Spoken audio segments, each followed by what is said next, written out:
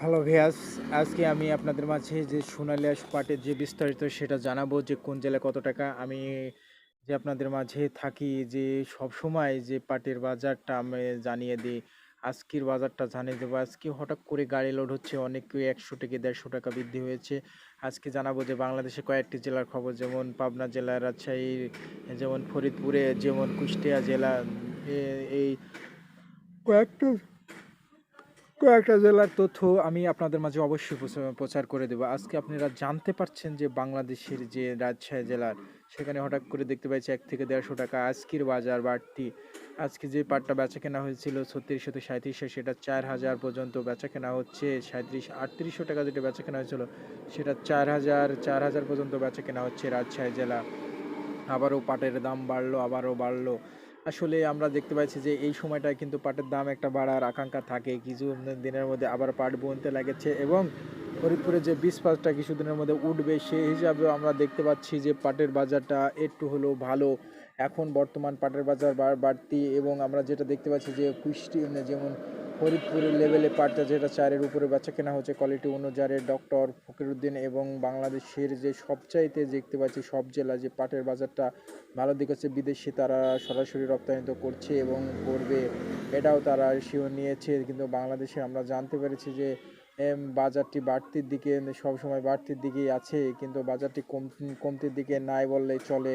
আমরা বাড়তির দিকে দেখতে পাচ্ছি বাংলাদেশের, আরও দেখতে পাচ্ছি বাংলাদেশের পাবনা জেলার বাজারটা। পাবনা জেলার বাজার এখানে যে বেচা কেনা হচ্ছে ৩৮০০ থেকে ৩৯, ৪,০০০ পর্যন্ত ঝড় বেচা কেনা হচ্ছে। বর্তমান আরও জানতে পারছি যে বাংলাদেশের যে যে নাটোর জেলার একই অবস্থা, সেখানকার পাটের বাজারটা অনেকটা ভালোর দিকে যাচ্ছে। আমরা আজকের তথ্য আমরা জানতে পারলাম যে সেখানে ৪,০৩৯ পর্যন্ত বেচা কেনা হচ্ছে, ৩৮০০ বেচা কেনা হচ্ছে। ভালো লেভেলের পাটগুলো ভালো দাম দেওয়া হচ্ছে।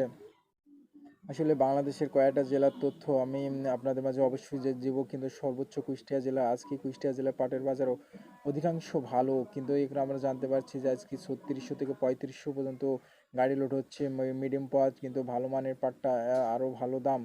কিন্তু আসলে দেখেন যে পাটটা বেচা কেনা ছিল না ৩,০০০ টাকায়, সেই পাটটা আজকে থেকে ৩৪ থেকে ৩৫০০ টাকা পর্যন্ত গাড়ি লোড হচ্ছে।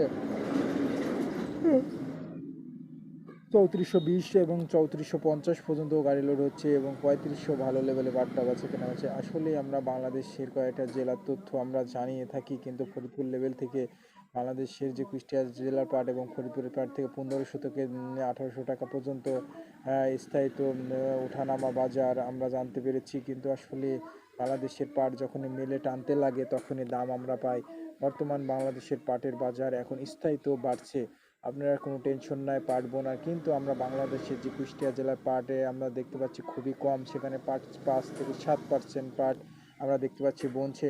কিন্তু আমরা বোনার ক্ষেত্রে তারা কেন বুনছে না, অন্যান্য ফসল আছে এই কারণে? আসলে অন্য ফসল আছে, সেটা হচ্ছে আমরা দেখতে পাচ্ছি নতুন একটা ফসল তৈরি করেছে যেটা শশা।